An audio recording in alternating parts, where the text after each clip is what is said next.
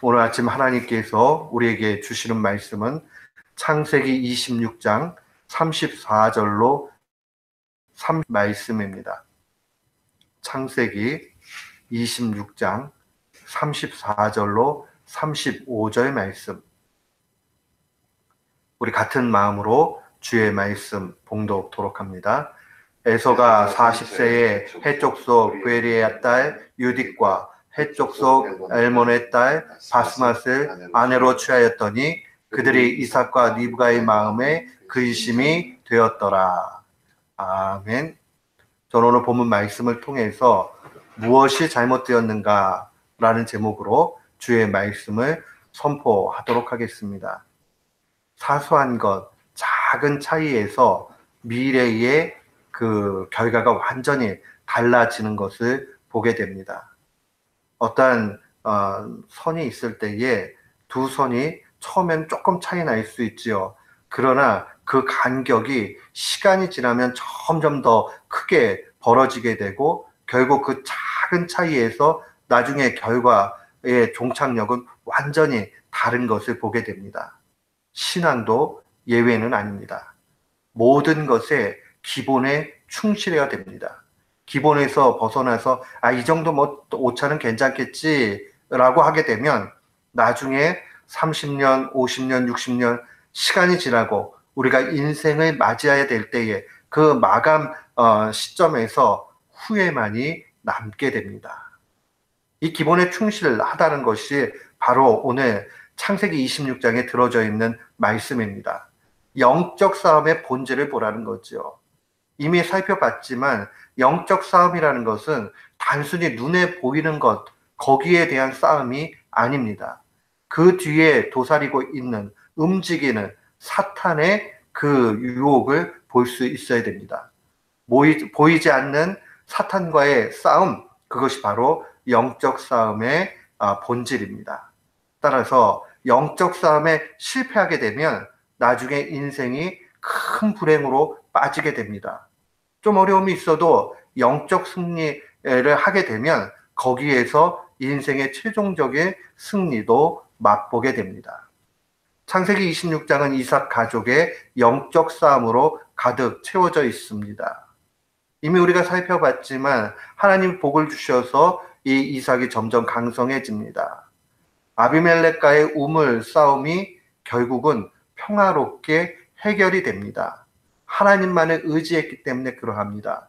자신들이 잘 먹고 살고 육축들을 또 잘 이렇게 기를 수 있는 것이 우물에 달려있지 않고 하나님께 달려있다는 사실을 이삭은 잘 알았기 때문에 하나님의 인도함을 따라서 우물을 팠다가 그 목자들이 또 우물을 메어버리면 싸우지 않고 점점 옮겨갈 수 있었습니다. 그리고 마지막에 르호봇을 팠을 때에 그때에는 오히려 아비멜렉과 친구 아우삿과 또한 군대 장관 비골이 와서 내가 똑똑히 봤다. 너의 하나님 여호와께서 너에게 복 주신다. 라고 하면서 우리가 화친의 맺자라고 그렇게 이야기하는 것 보게 됩니다. 하나님 뜻대로 하면 실패하는 것 같고 지는 것 같고 뭔가 손해보는 것 같이 보이지만 결국은 손해볼 것이 하나도 없다는 사실을 보게 됩니다. 그런 의미에서 오늘 34절과 35절은 그 이후에 나타나는 또 다른 영적 싸움입니다. 에서의 결혼 문제지요. 34절 말씀에 있는 대로 에서가 40세에 결혼을 합니다. 근데 40세에 결혼을 할 때 어떻게 결혼했느냐? 헷 족 베리의 딸 유딕과 결혼을 했고 헷 족 멜몬의 딸 바스맛과 결혼을 합니다. 이삭의 결혼과는 매우 대조적이죠. 어떻게 대조적입니까? 하나님의 말씀의 인도함을 받아서 이삭의 배필은 그의 이스라엘 족속 안에서 고르게 됩니다. 그 이유는 신앙 문제 때문에 그러죠. 주위에 있는 고대 근동에 있는 국가는 반드시 다른 신들을 섬겼습니다. 그렇기 때문에 자기 족속 안에서 구하지 않으면 다른 이방신을 섬겨야 되는 문제가 생겨났습니다. 또한 하나님께서는 근본적으로 일부 일처제, 한 남자가 한 아내만을 맞이할 것을 근본으로 만드셨습니다. 근데 오늘 본문 말씀에 보니까 해쪽 속 가운데서 두 여인과 결혼을 합니다. 과연 무엇이 잘못되었다고 우리는 생각할 수 있겠습니까? 그것은 바로 하나님 말씀보다 세상의 관점에서 선택한 것이 문제입니다. 고대 근동의 상황에서는요, 여러 민족이 그냥 결혼하는 것이 크게 문제되지 않았습니다. 또한 그들 안에서는 일부 다처제, 한 남자가 여러 아내를 거느리는 것이 큰 문제가 되지 않았습니다. 세상의 관점에서는 지금 에서의 선택이 그 누가 봐도 틀렸다라고 얘기하지 못합니다. 그런데 성경은 틀렸다고 말합니다. 우리가 여기에서 뭔가 생각을 해야 됩니다. 아니, 세상 사람들 다 그렇게 사는데 뭐가 틀렸다는 거예요? 라고 생각할 수 있는 것이 우리의 인생 가운데는 너무 많이 있습니다. 장사하다 보면요, 이 정도 다 속여요. 이것도 안 하고 어떻게 해요? 라고 할 수 있고, 공부하다 보면 그거 뭐 추딩 아닌데, 그 속이는 거 아닌데, 뭐 그 정도 남들 다 그렇게 하는데요? 라고 할 수 있습니다. 그러나 우리는 그렇게 하지 말아야 됩니다. 제가 한국에서 미국에서 출간된 아주 좋은 책이 있었습니다. 그래서 어느 출판사에서 그 성경책을 번역을 했습니다. 근데 그 출판사가 일주일도 안 돼가지고 탄식하는 공문을 인터넷에 올렸습니다. 전사님들, 목사님들, 교인 여러분, 이 도둑질한 책을 가지고 말씀을 준비하고 성경을 연구하시겠습니까? 뭐 그런 내용이었어요. 이유인즉 그 책이 1000페이지가 넘는데 그거를 인터넷으로 스캔을 스캐너로 스캔을 다 해가지고 인터넷에 배포를 한 겁니다. 그러니 출판사가 당연히 먹고 살 수가 없지요. 우리는 이 상황들을 바라보면서 과연 이런 것이 옳은가 하는 것까지도 생각해 봐야 됩니다. 영적 싸움에 대한 민감함이 우리 가운데 필요합니다. 하나님은 명확하게 우리에게 영적인 싸움을 이렇게 싸우라고 말씀하셨습니다.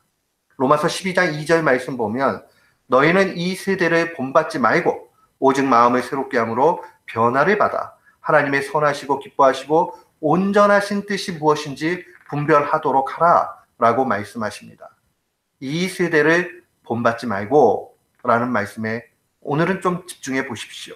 세상 사람들이 다 그렇게 살아가도 거짓말하고 또 약간의 속이고 그 정도는 안 지키고 하고 해도 그래도 신앙인은 그렇게 가서는 안 됩니다. 세상과 다르게 사는 것, 그게 바로 거룩입니다. 동양적인 거룩은 무언가 겸손인 것 같이 이 거칠애를 하는 것이 거룩입니다. 근엄하게 말을 하고 목소리를 바꾸고 좀 천천히 뭔가를 하고 그런 걸 거룩이라고 생각을 해요.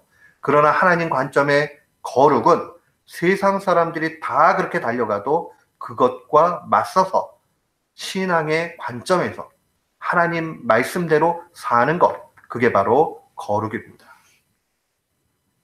행함이 없는 믿음은 죽은 믿음이라고 정말 절규했던 야고보는 야고보서 1장 27절에 이렇게 증거합니다.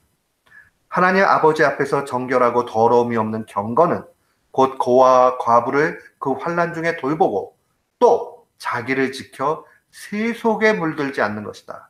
같은 맥락이죠. 세속에 물든다라는 그것은 무엇이냐면 세상 사람들이 가는 넓은 길로 간다는 겁니다. 조금 불편하고 어렵고 좁은 길이라 할지라도 예수님이 보여주신 길, 또 하나님께서 명령하신 그 길로 가는 것, 그게 바로 우리는 경건의 길이요, 산 믿음의 길이요, 세상에 물들지 않는 걸 통해서 승리하는 길이라 하는 것을 기억해야 됩니다. 우리가 어떻게 하면 이 경건 가운데서 살아갈 수 있습니까? 세상의 지배적인 원리에 맞설 수 있는 신앙의 길 어떻게 하면 되겠습니까? 우리 분명히 기억하셔야 돼요. 성경을 부단히 읽으십시오. 그리고 그 말씀을 묵상하십시오. 그리고 그 말씀대로 살게 해달라고 기도하십시오. 그리고 진짜로 삶에서 증명하십시오. 말씀을 읽고 묵상하고 기도하고 바르게 살 때에 우리는 세상을 향해서 당당하게 살게 됩니다.